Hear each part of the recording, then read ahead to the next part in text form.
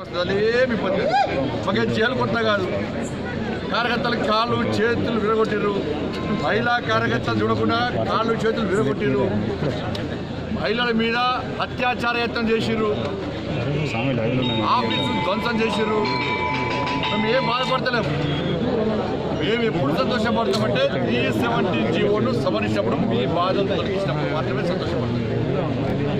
దయచేసి ఉద్యమించండి. మీ సంఘ నాయకులు పట్టుకోకండి.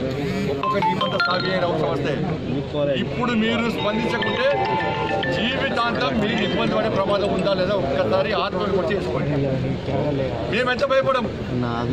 అరే ఉద్యోగాలు సస్పెండ్ చేస్తారని 2 సంవత్సరాలు వచ్చేది భారతీయ జనతా ప్రభుత్వం మీ ప్రభుత్వం వస్తారని తెలంగాణ తిరిగి మీ ఉద్యోగాలు ఇప్పించే బాధ్యత మేము తీసుకుంటాం. ఇప్పుడు స్పందించుకోవడం మీ జీవితాలు నాశనం అవుతాయి. మీ కుటుంబాల జీవితాలు నాశనం అవుతాయి. ఇంకా ఎందుకు భయపడుతున్నారు? మీ జీవితాల కంటే కొన భయపడి ఒక్కసారి ఆలోచించండి. మీకన్నగా మేము ఉంటాం. 80% రాష్ట్ర ముఖ్యమంత్రిని వదిలిపెట్టే ప్రసక్తి లేదు.